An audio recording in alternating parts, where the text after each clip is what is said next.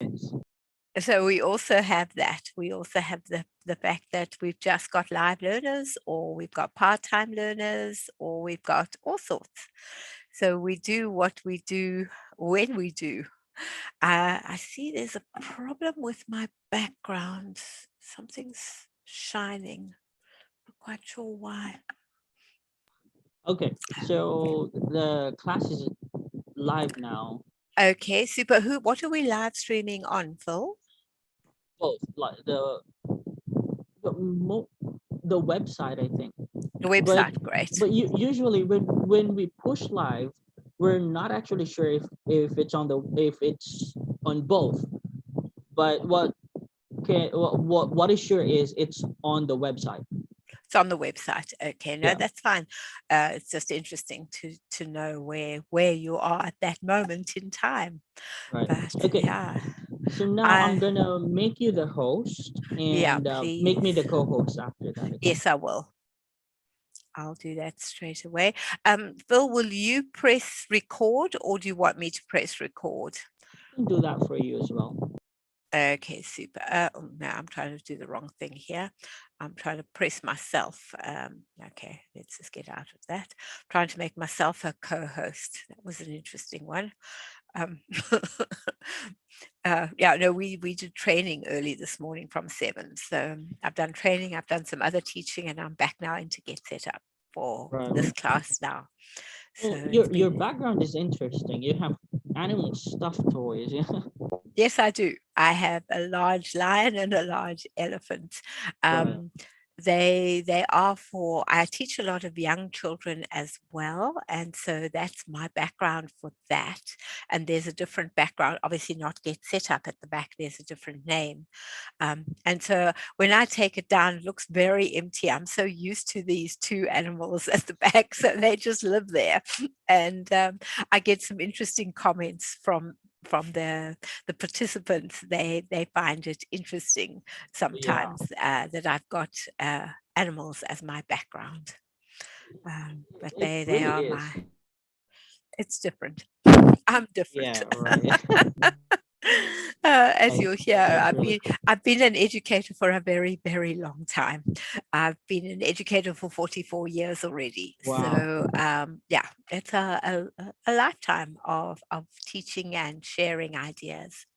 So yeah, it's I, very different.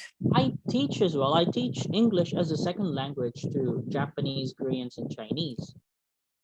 Oh, Right. interesting. I teach English as a second language to Chinese children. Really? Yeah. And to adults, Chinese children and adults. It depends Right. on who comes. Aha, here comes Nancy. Yeah. So I'll just be Lovely. in the background. Okay, thanks, Bill. I'll introduce you. All right. Hello, Nancy. How are you? You can press your space bar and then you can say hi.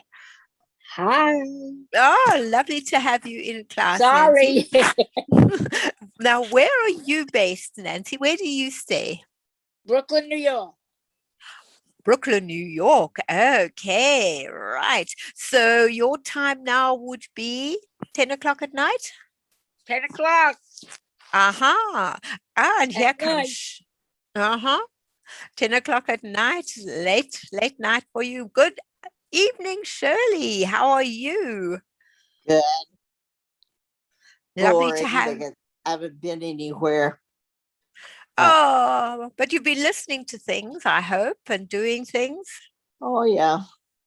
Our cases today were 2342. Oh, Can you imagine? no. 2,340. It's unreal. Goodness. It is unreal. I've just been staying home. We've had a partial lockdown because we had 3 cases. We had 3 cases and they just locked the whole city down for 3 cases. Wow. So yeah, so we've only had in Australia, well, in Western Australia where I stay, just in the whole time since COVID started, we've had 1,001 cases. So altogether, so we've shut down. We've really sort of shut ourselves into a little bubble, which has been great. And most of the cases have been people returning, Australians returning to the country. Yeah. From other So countries.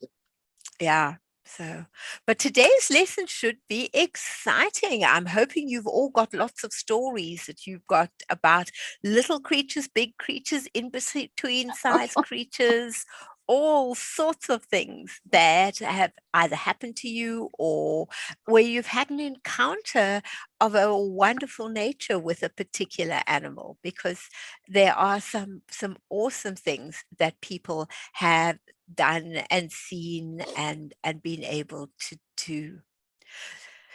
So I'm really looking forward. I hope you've got your cup of tea. Do you have tea in America or coffee? Tea at Tea. night. Tea. Yeah, Good. night. You got your sleep tea ready? I've got my hot lemon juice because my throat is a little sore today.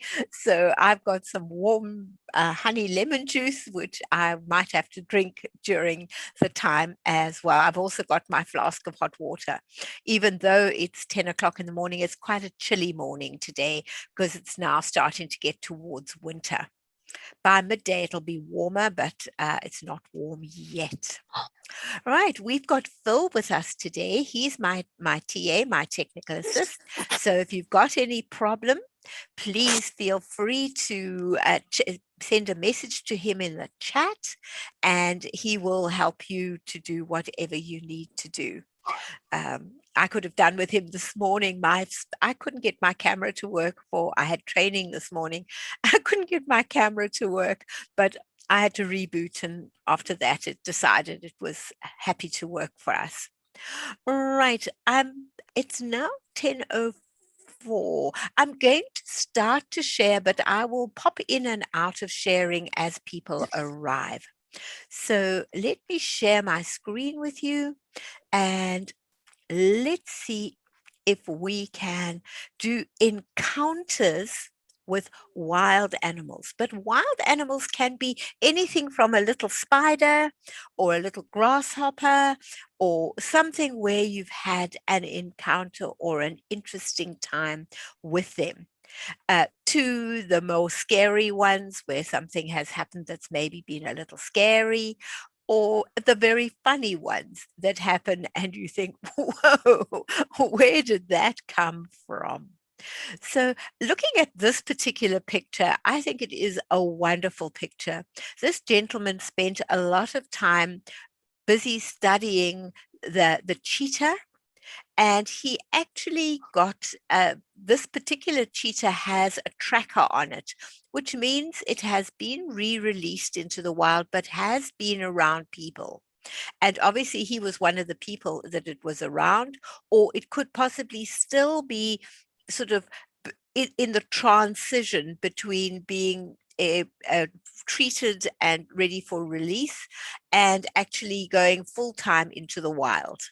And so this particular cheetah is sitting with him while he's taking this picture. I think it is such a beautiful picture of man and beast together.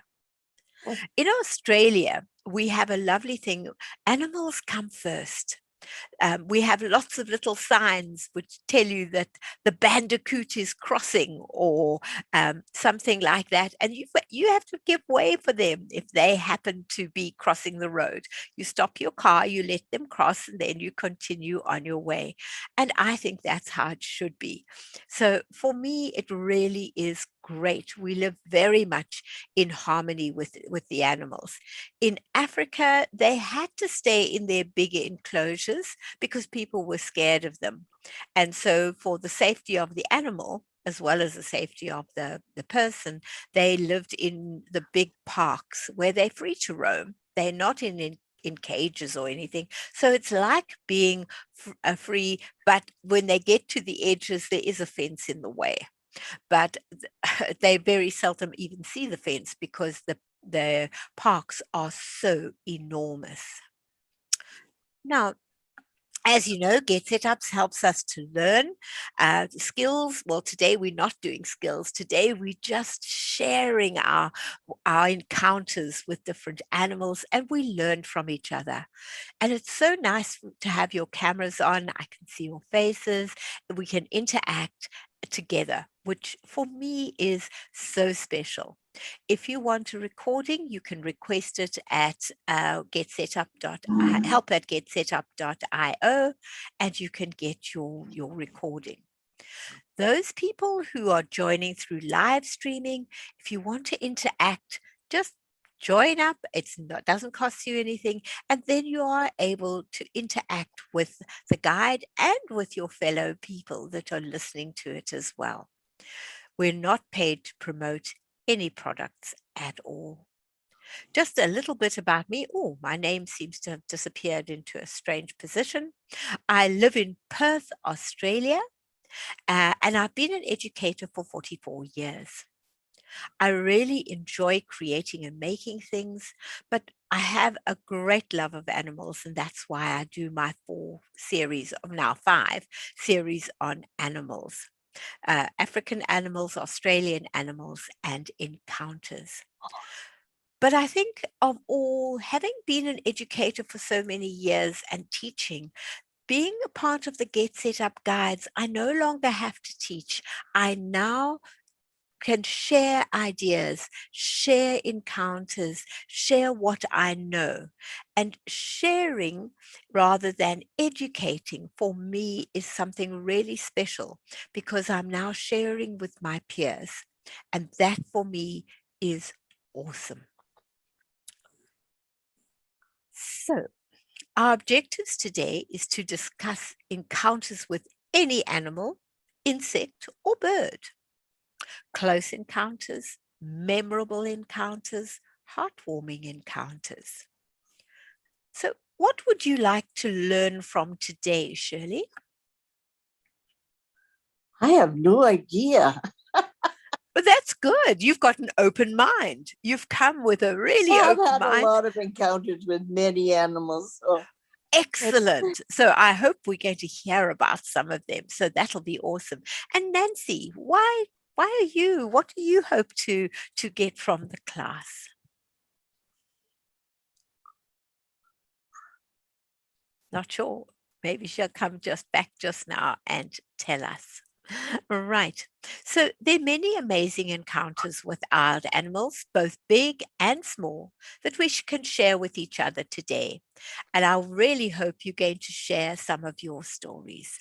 This particular picture is my little bandicoot. He comes in every day to eat, and he reached up to help himself to a flower out of my garden at that particular moment. My husband caught him as he jumped up, which for me was just so great. And then he eats the bird seed that comes from the bird feeder above. He helps himself to any extras that are dropped. And we put out different seeds for him as well. And he sometimes decides dog food is also a good idea. But he really is such a beautiful little animal, and he's become part of the family. He's very much our family. So let's see. Close encounters. Shirley, have you had a close encounter? Not with a big animal like that. No. No, not with big ones, with smaller ones. Okay. Well, actually, all 3 of these are encounters that I've had. The first one, I wasn't out of the car with the elephant. I was in a car. And unfortunately, the person driving hit the elephant had been wandering in the road for quite some time. And she decided for some idiotic reason to hit her hooter, just so that he would move to the side so we could move on. Well, he didn't think that was a good idea. He spun around, the ears were up, and he was coming. I've never seen anybody put into reverse so fast and reverse a vehicle down the road. And he came for us for quite a while. Then he stopped and he just flapped his ears as much as to say, have I taught you a lesson? I hope so. And then he potted off the road and into the bush. We waited till he'd gone quite far before we actually went forward, just in case he changed his mind. The warthog, I was taking a photo of him and I got on my haunches and I was busy getting the best picture. And a friend said, just stand up and walk backwards. And I said, I'm not finished. He said, stand up. And he was literally this far from my lens. He had come up and I was totally unaware. And you don't get that close to wild animals unless you are in control. And when you're on your haunches, you are not in control. I just needed to fall back and he could have been sitting on me. They're quite heavy animals. And the last one is a leopard that we were camping in the bush, not in any of the parks. We were up in some mountainous region in just outside Pretoria in South Africa, got out of the tent to go and make some coffee, and something made me look into the tree just above where we have our fire. And there was this tail waving, and it was a leopard. So I just stood absolutely still. I knew not to shout, not to raise my voice, not to do anything, to just slowly walk backwards. He obviously wasn't hungry because he watched me for a bit. Then he jumped down and disappeared into the bush. Others had put their heads out of their tents and their eyes were like saucers. But I thought, what do I do? If I turn around and run, he will chase me. So there's no chance of that. But your instinct is to just run away as fast as you can. Right, Shirley, what have you encountered? Well, when I was just a little girl, not very big, I went to my cousin's house, and across the road was her cousins that lived across the road. Their farm was across the road. And being that they lived close to the river, they had a lot of rattlesnakes. My aunt would wake up in the morning and have to sweep the rattlesnakes off the doorstep before she could get out and, in those days, go to the toilet outside. So Phyllis and I were wandering across the road, going over to Aunt Bertie's house. And all of a sudden she saw something move in the grass. And she screamed, which made me scream. And we knew there was a rattler in that grass. So her dad heard us screaming and he come rushing over with his shovel. And he actually killed the rattlesnake there.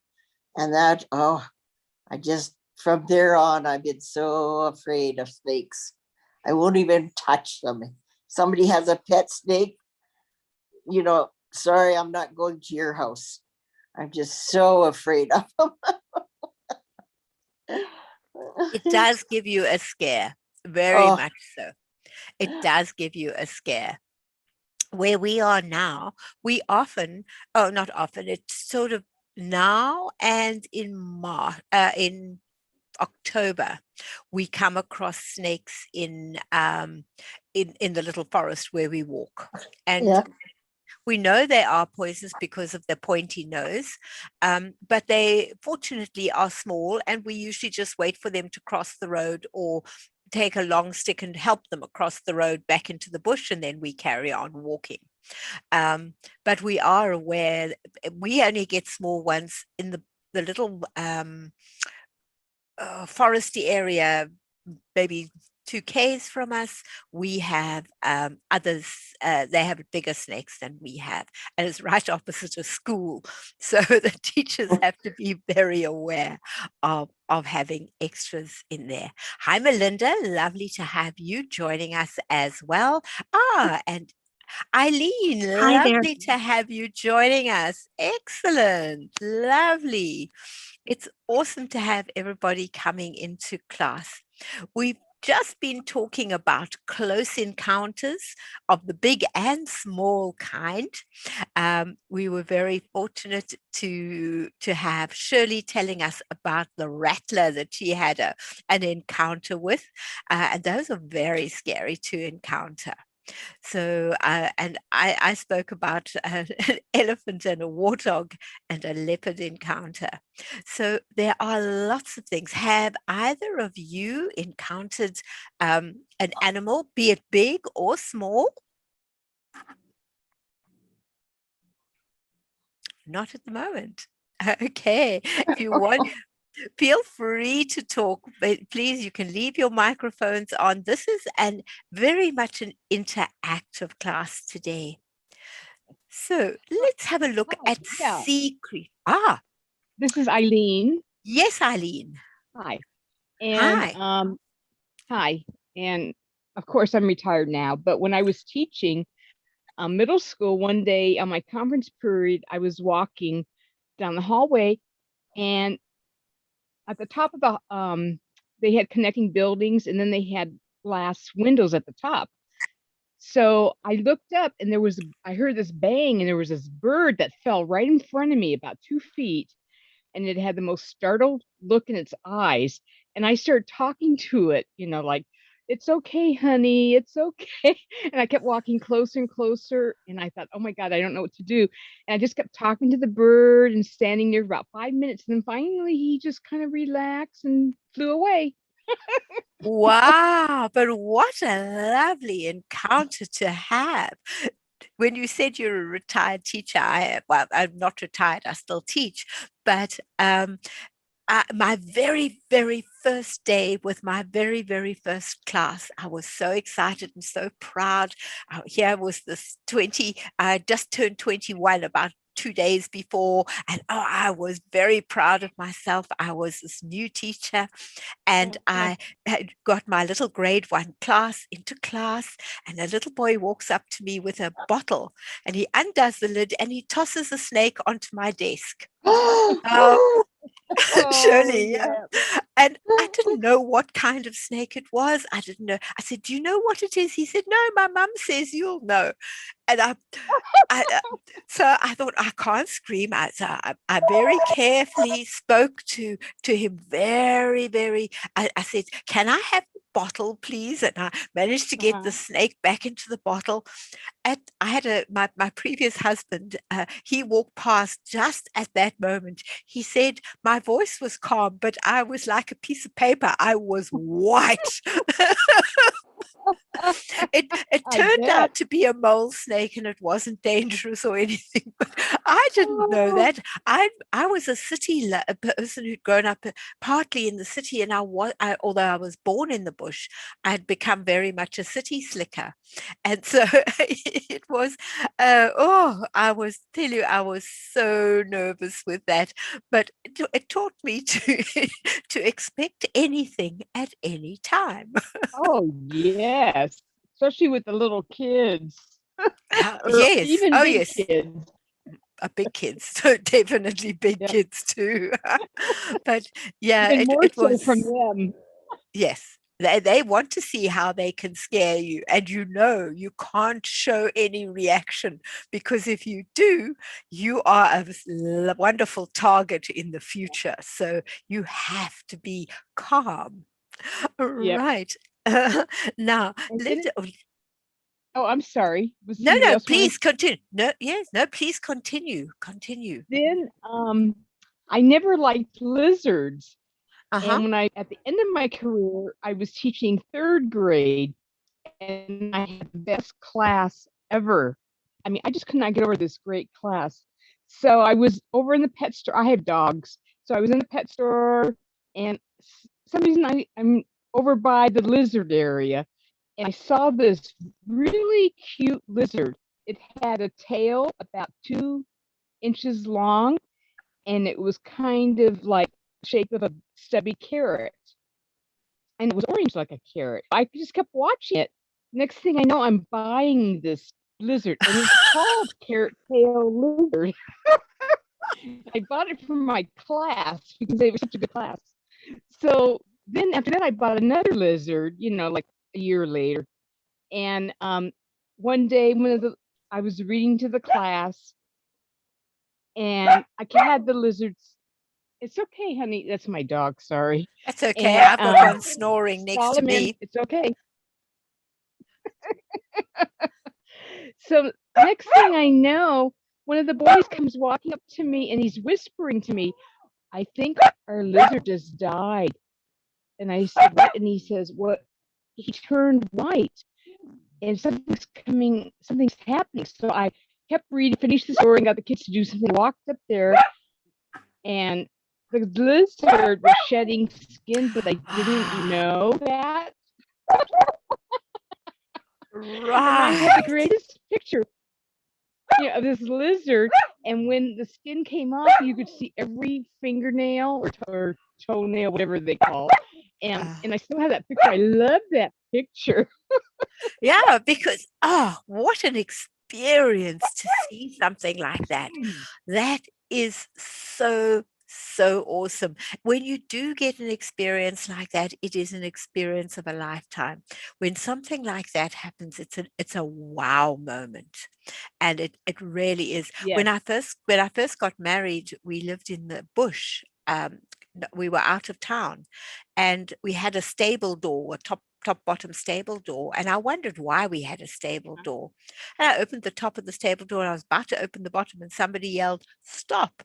And on my mat was a snake called a rinkhouse, which is quite, and he looked like my carpet. I would have trodden on him. I was so uneducated. I'd forgotten about living in the bush. I learned very quickly to live back in the bush. And what I would see. How many years did you live there in the bush? Well, we lived in Midrand. It was halfway between Johannesburg and Pretoria, two of the biggest cities in South Africa. But that area was not well developed. So there was a lot of open grassland there. So even when we left 3 years ago, you could still hear some of the animals calling at night. You still saw snakes. They were still there, even though, and that was 3 years ago, we still had a lot of animals that were not in parks, that were still living in the area. So it was really beautiful. I love nature. And so for me, going for a walk and seeing whatever animal I saw or bird that I heard, later on, I've got a picture of an encounter with owls, which for me was life-changing. But we'll get to that if we do. If we don't, we don't. We'll see where we get to.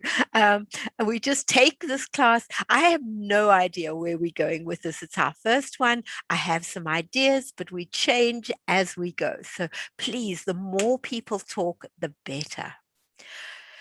Sea creature experiences. How many of you have been underwater or snorkeled or scuba dived to see different creatures? Any Nope. of you?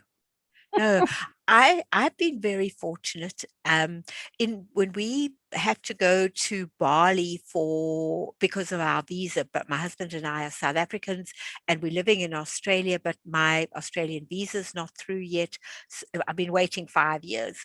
Hopefully it'll come through this year.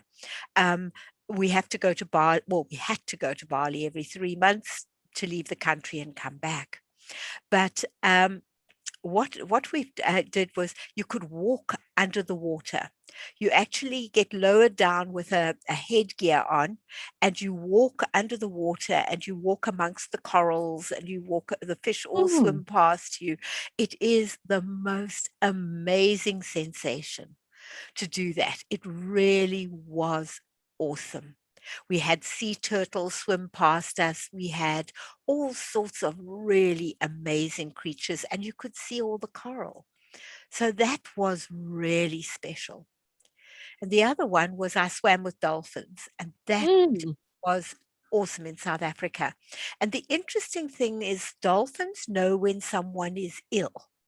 We had a little child with us it was their Reach for a Dream. When children are terminally ill, they had a thing called Reach for a Dream, and the children could go and do one of the things they really wanted to do in their lifetime. And this little child wanted to swim with dolphins. And as this child went into the water, the dolphins appeared from nowhere, and they all went to this little child. And they swam around it, and they made their sounds around it, and they talked to it, and she held onto the flipper of one, and the dolphin took her for a little swim very close, so she didn't feel scared, and then brought her back. And then when they'd finished, they then came and looked at us, but they really were only interested at the beginning in this little child who was ill. And I mean, nobody said anything to the dolphins, but the dolphins instinctively knew, and they made such a special day for this little girl.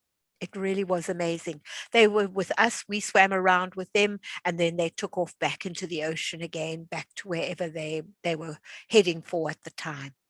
But it was something that I will remember for the rest of my life. In Bali, you can also snorkel and see beautiful corals, and also have the turtles swim past you on their way up to the top. So because they breathe air, but they can stay underwater for 10 hours. As long as they don't move around too much. If they move around too much, then they've got to surface much quicker. But if they're just sort of lying around on the bottom, they can be under for up to 10 hours on the amount of air they've taken in on one of their trips to the surface. Anybody got anything they want to say? Anybody like to say anything? Okay, let's find out where we're going now. I'm sure all of you have had bird experiences, but I think for me, this was the most amazing thing. There were 2 owls that lived in the tree where I lived right up until I came to South Africa, to Australia. And sometimes the crows would come and irritate the owls.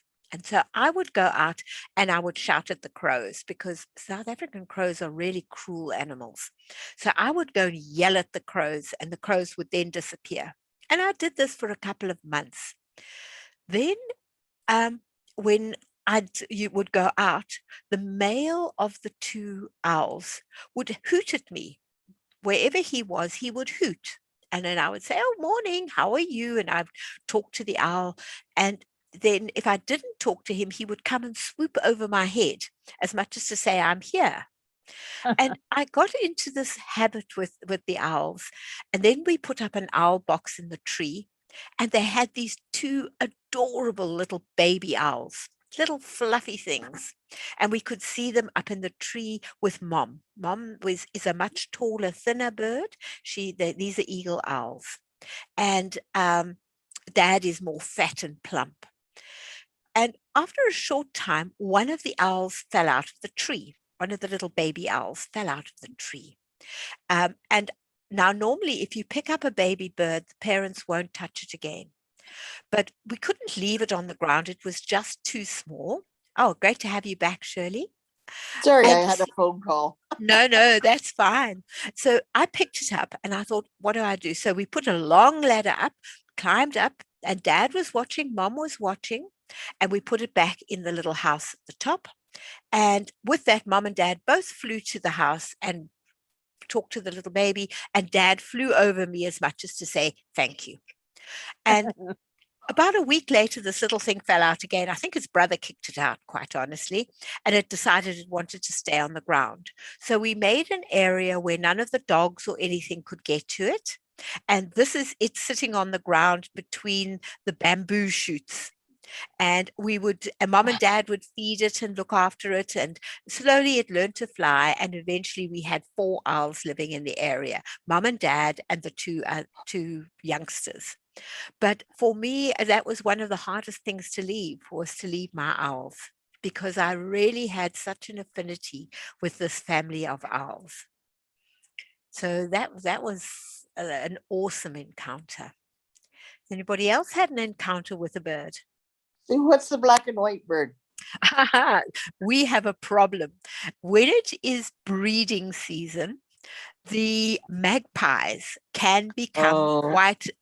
quite offensive. And what they do, if you get too close to their nest, they will come and swoop at you, and they target hard runners, riders, even children walking past on their way to school, and they fly right over you and they dive bomb you. And so whenever it's that season, everybody's got their eyes open for anything black and white because those black and white are a problem just for about 2 weeks. And then after that, there's no problem. But they can really go for you. And they actually land on the helmets, and they frighten you. They come right at your face. You duck and hold, you know. So it's not every magpie that does it. It's just some when you get too close to their nest. And so then there's a sign put out, beware of magpies. And then, you know, there's a crotchety magpie in the area, and people then give it a wide berth. They go round instead of going down that street. I'll have to tell you my story about my magpie. Oh, good. Yes. Let's hear. When I lived in the house, we had them all over the place. Every spring they would come, and they would sit in the trees, and they would just chatter and make such a noise, and it'd wake me up in the morning. And so my boyfriend was always scared when they swooped like that. He was scared that they were after the dog, and my little Yorkie dog. So he sat in the yard, in the garage one day with his pellet gun, and he was gonna shoot one, and he figured if he shot one, then the rest of them would fly away and leave us alone, you know. Well, he finally shot one and killed it, and he just left it on the back grass in the backyard. Well, along came the birds, the other magpies, and they scattered that poor magpie all over the yard. We had feathers all over the place. Wow. And so we had to go and pick up all the feathers and everything to get them so that they would leave us alone. So we finally put the carcass in the garbage and cleaned up all the feathers and everything. And they would just scream at us, I'm telling you. They were telling you in no uncertain terms they didn't like what you had done. No, that's for sure. Wow, what an encounter. That is something that you've remembered for many, many, many years. Wasn't that far back, but yeah. But now that I've moved into a condo, I'm on the 3rd floor. I get crows. That I have a pine tree right at the edge of my patio, and they come to sit in the pine tree, and then some of them park themselves on my balcony railing, and sit there. But I haven't heard them this year, so I don't know where they went. Oh, maybe they've chosen a different balcony this time. I hope so. The crows in South Africa, their call was, oh, I didn't like it. It gave me the heebie. The crows here have got a different call. It just sounds like they are having a good old moan about something. And it's not nearly as jarring as the one in South Africa. Their call was horrible.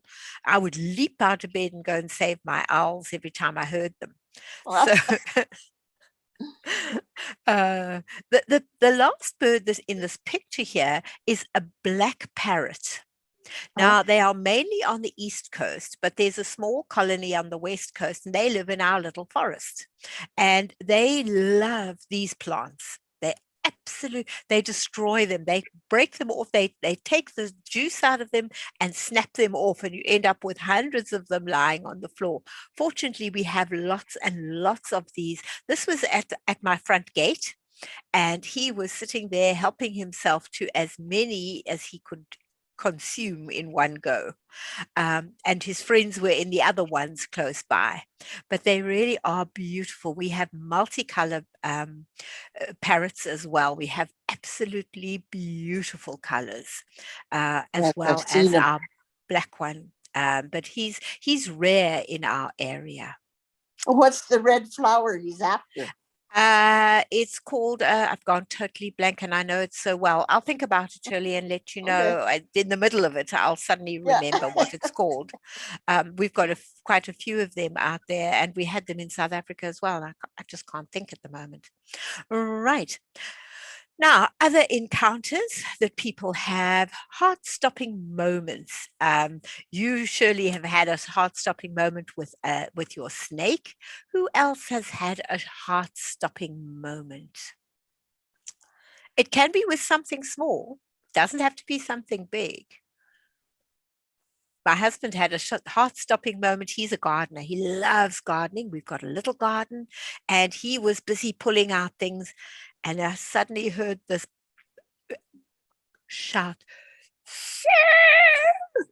and I knew there was something. And I was actually teaching at the time. I said to my student, hold on. And I leapt outside. And in front of him, we've got a little wall from the outside inside. And coming over the wall were these legs. And finally, all the legs and the rest came over. And it was a dinner plate sized spider. It's one of the hunting Wow. spiders. In Australia, you get big spiders. And you don't, most of the spiders are small, most of the spiders are normal. And I'm very happy they must live outside. I'm happy to have them, but not in my house. But this thing came over the wall and it just sat on the top of the wall. And then with the flurry of us being there, it decided, no, actually it didn't like us. And it backed off down and it disappeared back into the felt outside, well, the garden outside, and maybe hopefully back into the forest. But we'd heard about these spiders. We'd never seen them. But this time we saw. And I realized when they say a dinner plate size spider, they mean a dinner plate size. In South Africa, we had rain spiders that were about that size with their legs, little body, big legs, and they would sit on the wall, but nothing like this thing that we had. But people have had very interesting encounters. This one of a person where the leopard has putting its nose in through the window of their car, very interested, obviously a young leopard, and he's just interested to find out what's inside there, and he stuck his nose in through the window, but you're not sure because they can leap 9 meters, so you don't want them to come leaping into your car. Also, just remember that hippo, although they look so gentle and they look like this very large lumbering thing sitting in the water, if they run at you, they can run at speed and they have got very vicious mouths. They are big, they can take a lot in at a time with very sharp teeth. So don't go against a hippo. Hippos are one of the most dangerous animals in the world, although most of the time they look very docile. All right, let's see.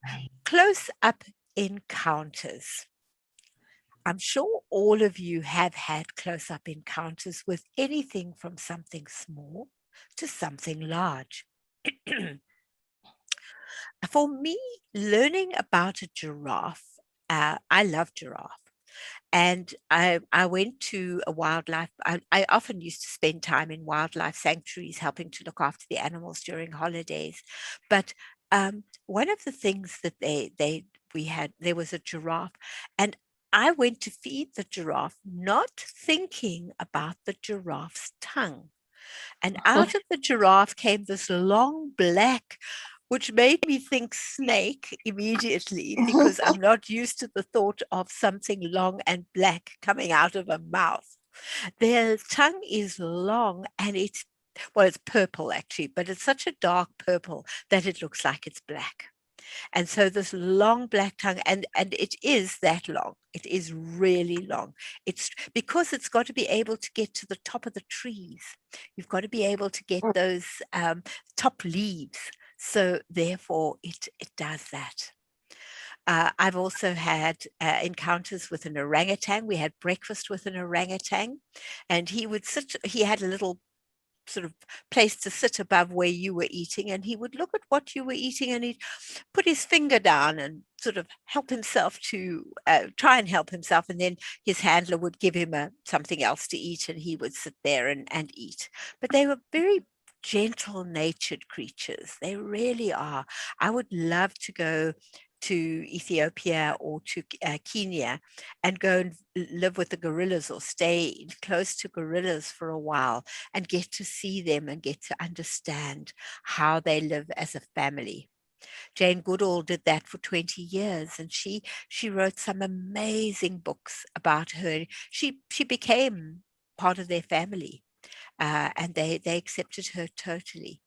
And to me, that must be awesome. Your koala is a cute little creature to be around. You just got to make sure you do not touch the koala's front. The front of the koala, he doesn't like that. If you touch the back of the koala, then he's very happy. If you are rubbing his behind, his rump, he's very, very happy. The reason why, if he sees a hand, he hasn't got that good eyesight, he thinks it's a threat. So he will strike with his very sharp claws. So you don't want to be struck. So that's just something to be aware of. I came to Australia to see the koalas, and we went out to a reserve for the whole day hunting for koalas. Couldn't find him. We had to go to the zoo to see one. Oh no. Look, the koalas are mainly in the east. We only have one or two, and they are in a reserve of their own. But I presume you saw plenty of kangaroo as well. No, we never did? saw. We saw one kangaroo that was off in the field away from the highway. Oh, goodness me. No. We've been very close up, and we have them living 500 meters from us. They come and go, and they're all over the place. For the first year we were here, we never saw a kangaroo. I don't know what I was looking for, but once I'd seen my first kangaroo, I realized there are a whole lot of them around, and you see them often. But for my first year, I never saw a kangaroo either. And I thought, this is crazy. I'm living in kangaroo country and I don't see it. And my son would say, but Mom, they're all around. And I'd say, no. So he said, well, just go to just outside the hospital, about 10 Ks from our home. They're every day feeding. And the people who are busy recuperating can sit in their windows and watch the kangaroo while they eat. It's a lovely thing to do. And then they come and go. That's their favorite spot. And it's right in the middle of the city. It's in the middle of well, we call it Rockingham City. It's not Perth, of course, is the main city, but we have other sort of smaller bits that are further out, and Rockingham is one of the bigger ones. And right in the middle of that, there are these the kangaroos come and eat. It's their place, and they've been there for years, and they're not going away. And they cross the highway. They eat grass. Oh, grass. Anywhere where there's lovely, open, lush grass, you'll find a kangaroo. And if you get too close, they'll push off and go back to the bush. But otherwise, they're very comfortable to stay there. My other close encounter, I didn't actually put it up here, is with a kudu, which is quite a large antelope. And I was sitting, we were in a park where it wasn't the main park. It was one where animals could come from the main park in, and you could camp there or have homes there, which was beautiful. And we were camping. We had our fire. We'd made our dinner, and we were sitting eating. There were 5 or 6 of us there, and the others' eyes got bigger, and I wondered why their eyes were big. And they said, don't look over your shoulder, but there's an animal about to eat over your shoulder. Don't worry, it's not going to hurt you. your immediate reaction is to turn. And I thought, no. And with that, as they were saying it, over my shoulder came this nose, and it helped itself to a piece of corn that was on my plate. And off it went. It fancied my corn. So it wandered up and helped itself to my corn, and then it disappeared back into the darkness. But it had obviously smelt something it liked, and it ate it. It disappeared with my corn. But it was a lovely encounter with it. Right. Encounters close to home. I'm sure all of you have had encounters close to home as well. Shirley, what have you had as an encounter close to home? You've had your crows and your magpies, Magpies, that's about and it. your snakes.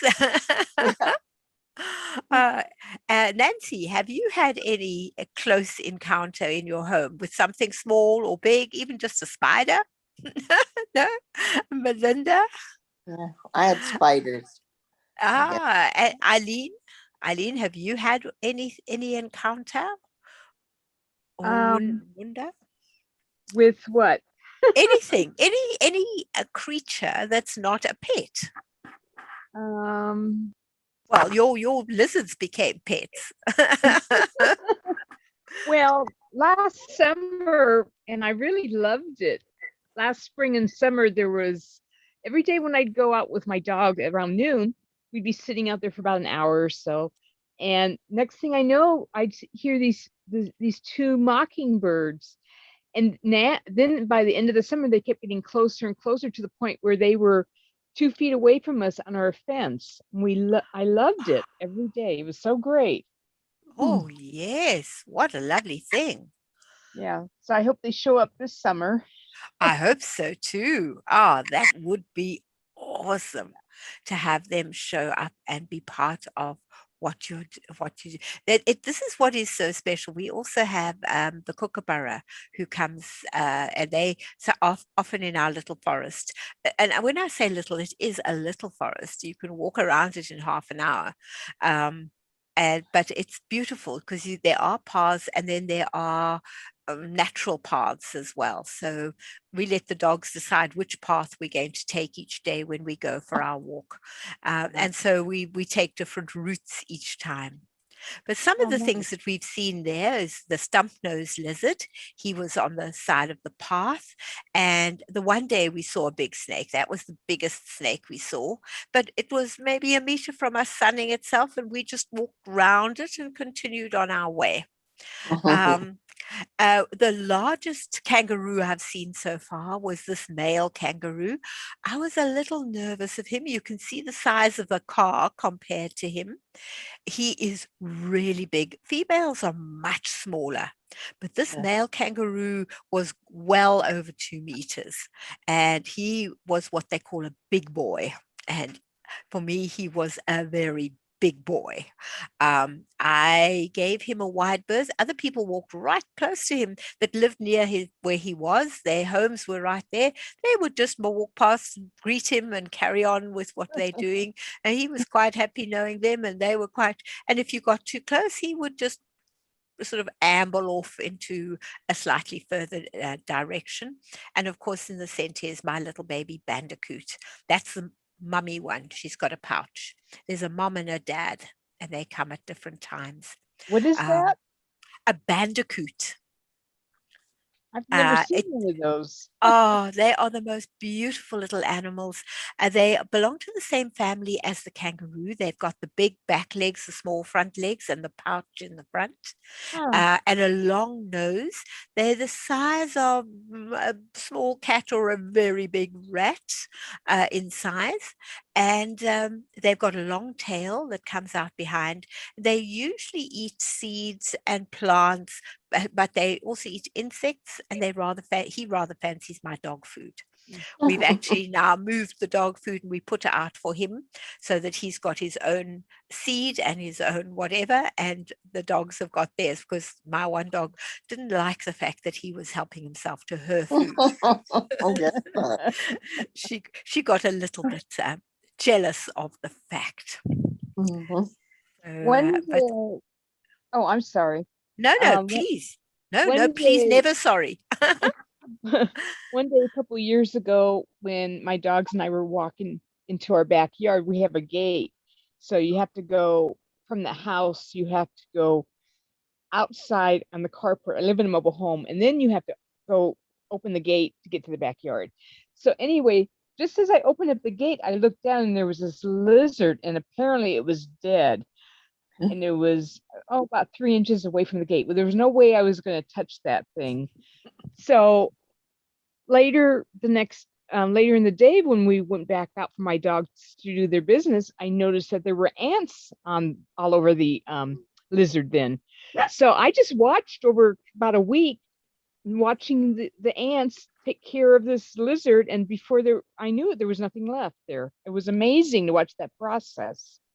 Wow. Wow, absolutely. You see, these are the sort of encounters that I'm talking about, things that are unusual, things that, and it can be as small as an ant. And that is so awesome. And nature is amazing how they clean up after each other and get rid of things and do things. Nancy, have you got something you'd like to say? No. No. Right. So, but this is what is nice about this is you can either listen or interact. Both ways work well. Oh, what happened there? No, I don't want that. Right. Have Now, you ever had any experience or seen opossum? yes, I was fortunate enough. I actually thought it was a little mouse. Yeah. We at the top of that same bush. I want to call it a sugar bush, but it's not. Still trying to think what it's called. There was this little, what I thought was mouse eating at the top, and only afterwards realized that it was a little possum, but it was literally the size. We have plenty of possums, all different sorts. I think it's 37 different varieties we've got in Australia of possum. Wow. So we really do have an amazing array of possums around, from the little baby, small ones this size, to the sort of small animal-y size that I would call an animal type size. Well, I have an So, opossum story. please. Yeah. One night, my dogs had woken me up at 3 a.m, and they were, getting kind of restless. And I thought they had to go out and do their business again, which was weird. And I live in a pretty safe area. I live near San Diego, and so I live in a city, on the outskirts. And so I'm walking them out there at 3 a.m, and I'm feeling safe. And next thing, sorry, he's hearing my neighbor. Next thing I know, I look at the fence, the 3-foot fence, backyard fence, and there is a huge, long opossum on it.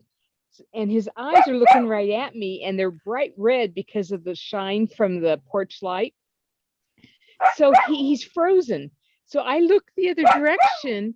I look back at him, and he's moved in the interim, but now he's frozen again. And we did that about 10 times before I went in with my dogs. But it was amazing that I never once caught him in movement. Wow. So he froze the minute he saw your eyes coming in the right direction. That is so interesting to have that. Wow. And then Now people think that opossums are not a good animal to have in the area, but they are, because they eat lice and all kinds of other varmints. Solomon. no, they are all animals have their place and their uses, because that's part of the ecosystem and how your ecosystem works. So that is such a lovely thing to hear. I wish I would be able to see a lot more animals than I do. Here we've got, this is a quokka. It's an animal found only in Perth. In fact, it's found on a little island off Perth and only a few on the mainland. And he smiles. He looks like he's smiling all the time. Again, same family of marsupials. And you often see the mom standing up with the little baby's head where the belly button should be. But instead of a belly button, there's a whole little face looking at you. And it's also smiling. They've got the most cute, smiley faces. And they're very friendly. You can go right close to them. They love people. And so you can get very close selfies with them if you want. They're very nice natured little animals. Of course, you've got the little meerkats. They are awesome as well. And I've just been fairly recently to a little island off Perth again, where the fairy penguins are. And most of them are out to sea doing their thing, but there are some that have been abandoned or hurt or something, and they are in like a little sanctuary until they're well enough to be able to go back to sea. And though I thought they're the size. And so when I saw them, I said, "Oh, look at the little babies." The lady said, "No, those are mums and dads. The babies are over there. There's the little babies at the size." And they talk and they bark and they grunt and they growl. They make an array of sounds. And they are blue, blue, blue with blue, blue eyes. They are absolutely gorgeous. And I haven't taken my husband there yet. I came before, ahead of him to set up, and I went with my son, and I just haven't had a chance to take him there because it is well worth seeing. Right. Anybody else got an adorable? We've got a few more minutes before we close. Anybody else got an adorable story or something that they have seen? Well, I had a skunk come in my yard, and it came under the side gate, and I thought it was a cat. And I said, "Oh no!" All of a sudden, I looked at. I had Kermit on a leash, on a 16-foot lead, and the skunk came in the yard, and of course, right away went for the dog, and Kermit got sprayed right in his eyes. Oh no, and that smell is terrible. Oh, horrible. I couldn't get rid of it for a month. And I phoned the vet and asked him what I should do. And he said, just take a wet washcloth, as wet as you can get it, and just soak his eyes with it. And so I set him up on the vanity, and I trying to get this washcloth around his face and everything. And he sat there just like, "Oh, Mom, that feels so good on my eyes." Oh, shame. And he got sprayed, and there's not much you can do about the smell. You just have to put up with it. That's right, you do. Unfortunately, that's exactly what you have to do. So, yeah, no, that is awesome. All right, we've come to the end. I hope that if you've got some experiences or pictures, you can share your experiences with Liz at getsetup.io, and she'll put them up on the websites for people to be able to see. Because the more we can share with others, the more we learn and we have some fun. Today for me has been a wonderful experience, and I really hope it has for you as well. Because it's just so nice to share and hear other people's stories and ideas. Some of the related classes are Australian animals and African animals, as well as my upcycling and now my adult me time recycling that I have been creating. So those are the new ones for this month. Oh, okay. Where have I gone? Stop sharing. That's what I wanted to do. Stop sharing. But really, thank you so much. And Phil, thank you so much for being in class as well and being here with us. Much appreciated. I hope you've all enjoyed being with me. Anybody got something to say before we close? Thank you. Pleasure. Bye down under, Sue. Fantastic. Thank you so much for being in class. Thank you for being part. Have a great evening. Bye. Bye.